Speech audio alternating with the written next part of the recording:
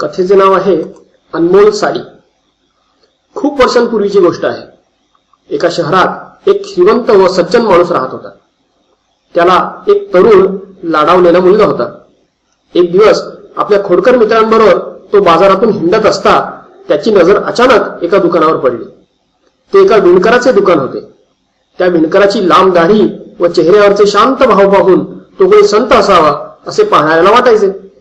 त्याच्यासमोर साड्यांचा ढीग पडला होता। विणकराला पाहून त्या तरुणाचा मित्र म्हणाला, अरे तो काही साधासुद्धा माणूस नाही, त्याला लोक मोठा संत म्हणतात। तो कधी चिडलाय रागावलाय असे कोणी पाहिलेले नाही। यावर तो तरुण म्हणाला, हे कसं शक्य आहे? मी त्याला चिडवून दाखवतो। मोठा शांत स्वभावाचा मी संत समजतो ना स्वतःला। एवढं म्हणून तो त्या विणकराजवळ गेला। विणकराने त्याला प्रेमाने म्हटले, ये बाळा बैस, काय पाहिजे तुला? एका साडीकडे हात दाखवत तो तरुण म्हणाला, मला ही साडी घ्यायची, काय किंमत आहे याची? 2 रुपये, म्हणजे आजचे 200 रुपये। तो विणकर म्हणाला। तरुणाने ती साडी हातात घेतली व त्याचे 2 तुकडे करत म्हटले, मला ही एवढी अर्धीच पुरे, याची किंमत काय होईल? त्यावर विणकर म्हणाला, 1 रुपया। त्या तरुणाने पुन्हा त्या साडीचे 2 तुकडे केले व 1 तुकडा दाखवत विचारलं, आता याची किंमत काय होईल? अर्धा रुपया। शांतपणे विणकर उत्तरला। त्या तरुणाला वाटत होते काही ना काही कारणाने तो चिडेल व त्याचा संतपणा फुल ठरेल। या हेतूने त्याने साडीचे आणखीन तुकडे तुकडे केले, पण तो विणकर स्थितप्रज्ञ राहिला। शेवटी तो तरुण म्हणाला, आता हे तुकडे विकत घेऊन मला काय उपयोग होणार? यावर विणकर म्हणाला, बाळा तू बरोबर म्हणतोस, हे तुकडे तुझ्या काय कामाचे? राहू देत, काही हरकत नाही। एवढे करूनही विणकर शांतच।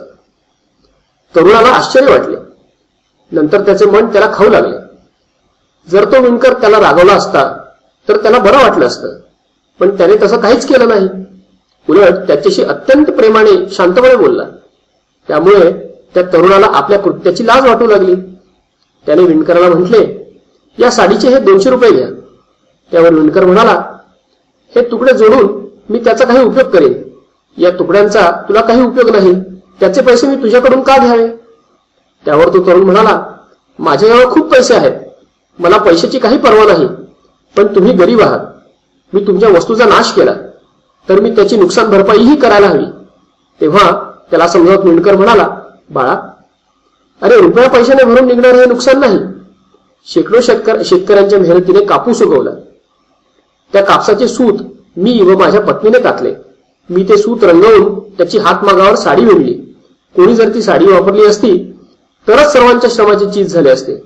तू त्या साडीच्या चिंध्या केल्यास, आता त्या कोणाच्या कामास येणार? एवढ्यांची मेहनत व्यर्थ गेली। तुझ्या पैशाने ही हानी थोडीच भरून निघणार आहे। तुझे पैसे मी कसे स्वीकारू? तूच विचार कर। विणकराच्या बोलण्यात कुठेही रागाचा अंश किंवा कडवटपणा नव्हता। एखाद्या प्रेमळ पित्याने आपल्या मुलाला समजवावे तसे त्याने त्या तरुणास समजावले। त्याच्या प्रेमळ शब्दाने तरुणाचे मन भरून आले। डोळे अश्रूंनी डबडबले। त्याने चटकन त्या थोर माणसाचे त्या विणकराचे पाय धरले व क्षमा मागितली।